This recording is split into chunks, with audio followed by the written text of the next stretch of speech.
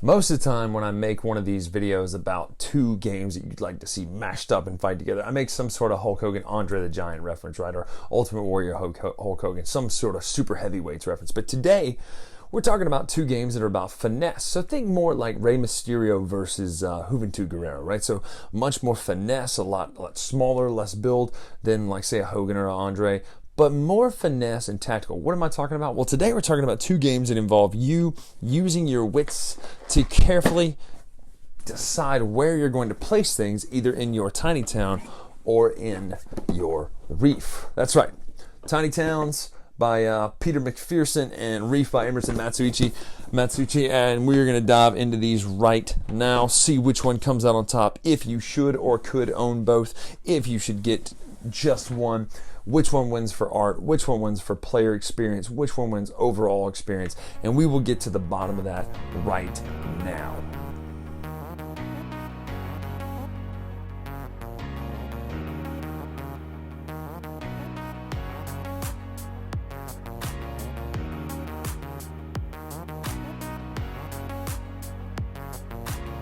So let's talk about what kind of placement matters, right? For instance, we have all these wonderful magnets from wherever we go, and we like to keep them nice and neat on this board until Harper comes in or I come in and put a new one on and jacks it all up, right? But that's the type of thing we're talking about today, is what type of placement is important, because Tiny Towns versus Reef, one major difference is there, and that would be that Reef is less, you don't sweat as much as you're worried about where you're putting things because you can fix it later. Whereas Tiny Towns, if you mess up, it's potentially ruinous for the rest of your game. So let's take a look at how these two games play, top to bottom, presentation, all that sort of stuff. And at the end, we'll talk about which one gets the win, the big win, the presentation win, the art win, bits and components win, all that sort of stuff. Let's look right now what they are, how they play, and come back up and give you some answers.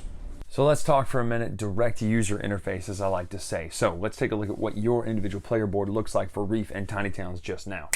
Boy, that was a short-lived segment, right? I mean, after all, they are just grids, 4x4, 16 grids, but these are what you're working with. You have a little tiny town here, and then you have a coral reef here. So nice art, definitely going to give the nod over here, it looks like, to, just from this point, over to Reef, because this is pretty much just a grid in a little town, whereas this has got some nice watery designs on it. In fact, the person who gets the starfish in the corner, which this one doesn't have, is the first player. So this is your direct user interface, but let's look a little bit now at what the software has you doing as you dive down further into these games. Get it? Dive down. With Tiny Towns, let's start with the obvious here. You have these wonderful building-shaped wooden bits. This is the cathedral or something else. I'll explain what that means in a minute. Little cottages, nice little towers, little farmy looking ones, wells, all these things. The wooden meeples here, the wooden cubes fit on top of these factories, which is really nice because it stacks and stacks and stacks. That's a good thought. And then the green buildings. Those are just cool wooden little bits. You also have wooden cubes that represent the different resource types. You think wooden cubes, resources, wooden bits. That sounds pretty generic, but wait a minute. Let's talk about what you do with these. So what's going to happen is on your turn, you're going to call out one of the resource colors. So let's just say I call out on my turn red, right? Well, then every single player takes a red one, puts it on their board anywhere they want. Now, obviously, what you're trying to do matters. You're trying to get certain colored patterns so that you can build the buildings that are out there. So let's just say I said red. Well, every single person has to pick red, even if they don't want red, which is the beautiful part about this game's player interaction, which is pretty tricky. And, well, Karla will tell us a little bit more about that in a little bit. But what's going to happen is you have these cards. Now these cards are different every time you play because you choose one of each of these colors, right? Also, that makes a fantastic fan, am I right? I mean, come on, look at that. But you're going to pick one of these. Now you're always going to have the cottage here. It's always going to be this shape. So, and the thing is, you can turn this around any way. Imagine it flipping like that if you wanted to. But any combination of, not combination, but any specific order of red, blue, yellow. So this currently would not work. Had I done this, that would work. Now when you finish what's required for a building, you'll do one of each color up there at the top, so you can choose any of the buildings that you have built. You pull off the cubes that you have, and you put that building down on any one of these cubes. So what you do is you drop it here, or here, or here. So then you pull those off, and now you have more room to build. So the whole idea is it gets crowded as the resources are out there, but once you pull them off and put your building out there, you then have more room to work with. So it allows you to actually combo things to where if you think you're going to run out of space, you just hold off when you finish one, especially if it's coming around to your turn, to where you can pull these off just in time to place a cube back here on the next turn so that you can finish building what you want to build. So a lot of push and pull when it comes to when you're going to place things, and if someone keeps calling the same color that you don't need, how do you place it in an advantageous way to where it doesn't completely jack you up? That's the whole game though. And now the only other thing is everyone's going to get one of these special purple cards that is only theirs. You can only build that one. You're the only person that can build theirs, that specific one, which is neat. I like the idea that it gives you kind of your own goal. But let's take a look at a few of these really quick. For the gray, they're always the same shape. It's always brown and gray, but they do things like you get a point for each adjacent cottage, right? 2 points if adjacent to a farm or a market type thing.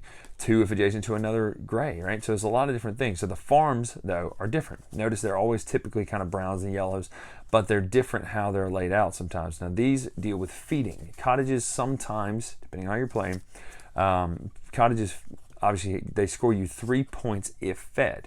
They feed differently depending on what's in the game. So if you have a normal farm, it just feeds up to 4 buildings anywhere in your town. However, if you have an orchard, it feeds all buildings in the same row or column. So placement becomes really tricky in specifically where you place things, depending on what the cards are. So it jacks your strategy up. Sometimes there will be green buildings which they score more points, or they score points in general if nothing else of the green is in their row or column. So the only way to do this would be in a diagonal across here. You could do it 1, 2, 3, 1 if you wanted, but really 1, 2, 3, 4 across there is the easiest way to do that.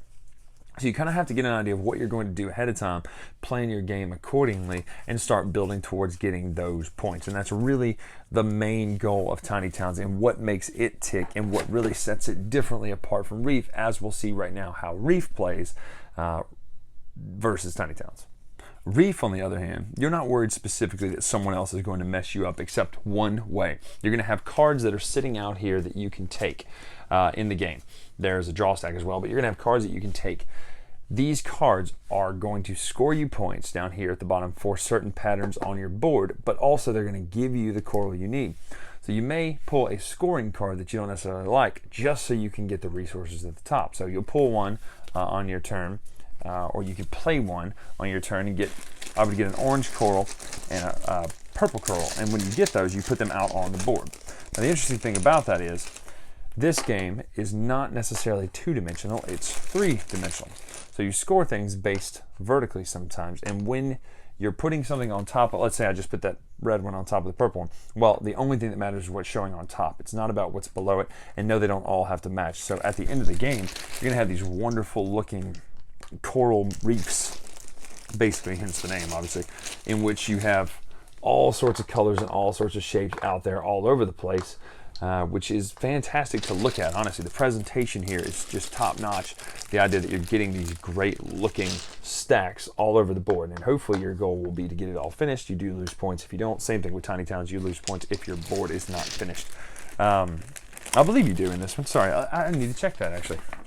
Sorry, you don't lose points. I made that part up because most likely you're going to have these full anyway. But you're going to continue getting these cards. Now, when you play a card, you also score the bottom of it. You also get a chance to score it. Now, the way these scoring symbols are broken down are pretty simple. They're basically have the symbol, have a certain types of color. So have the patterns just like it shows, right? So you can have these patterns of coral there. You get the points for that.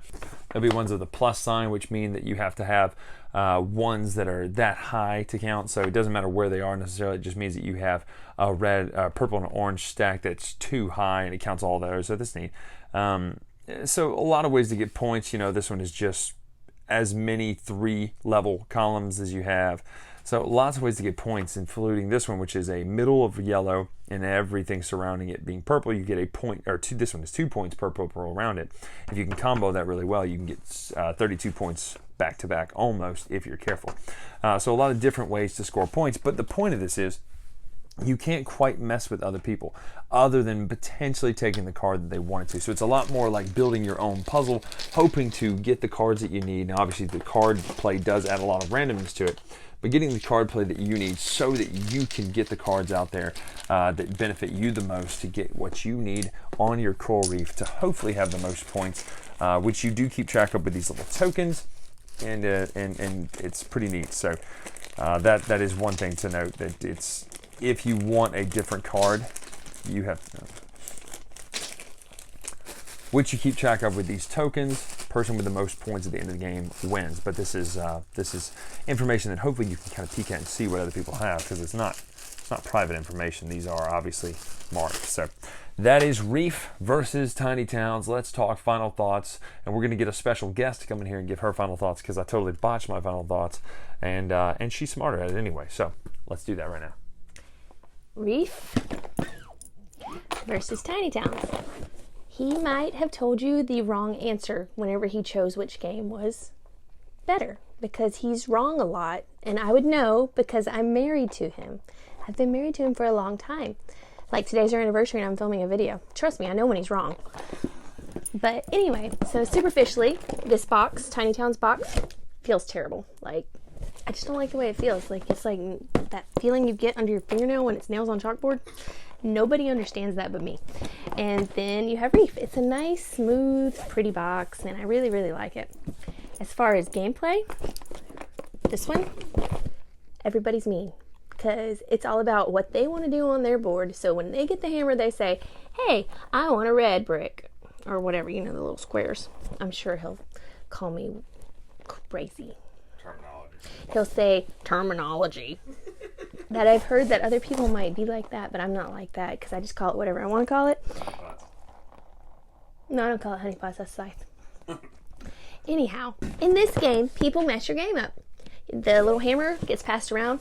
He apparently lied to you when he said there's no player interaction. The entire game is player interaction, because everybody's all up in your business. They don't know they're in your business, but they want a green brick, but you don't want a green brick. I don't think there's actually green in the game, but I'm wearing a green shirt, so it kind of went in my head. That's how magic works, too. It's like aquamarine. Yeah, it's not that color, though. Anyhow, and they're trying to build a farm this whole time, and you've been working on this little great card in your hand, but guess what? Nobody ever calls the color that you need except you, and then your board gets blocked up with everybody else's colors for the buildings they're building, and you're really bad at strategizing, so you only score 2 points. Boom, game over. Whereas in Reef... That sounds like that really happened before. I don't know. I don't usually lose games, so I'm not real familiar with the feeling. Anyway, Reef.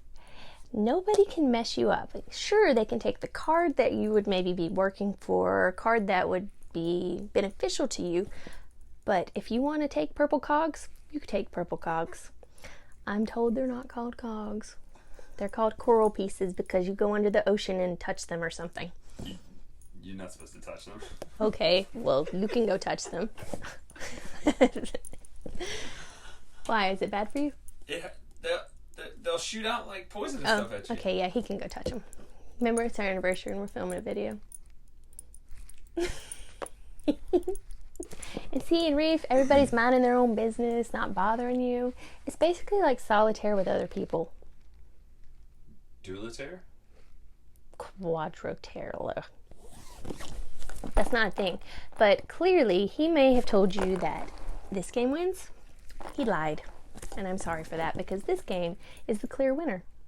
I mean, there's nothing wrong for games with this game for people who make, like, farms and stuff. Or who score more than 2 points. Or people who like to score, like, 30 points in a game or something, but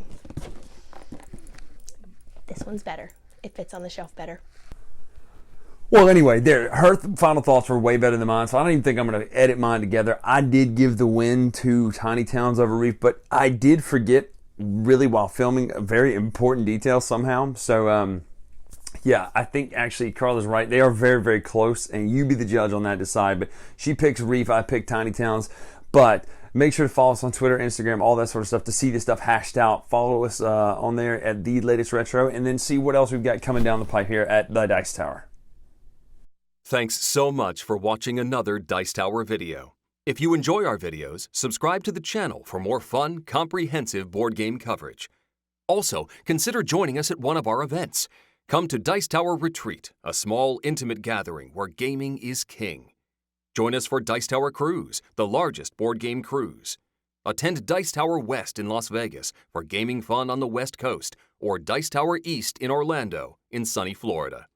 Dice Tower Conventions, the friendliest gaming conventions on Earth. I'm Eric Summerer, and you've been watching The Dice Tower.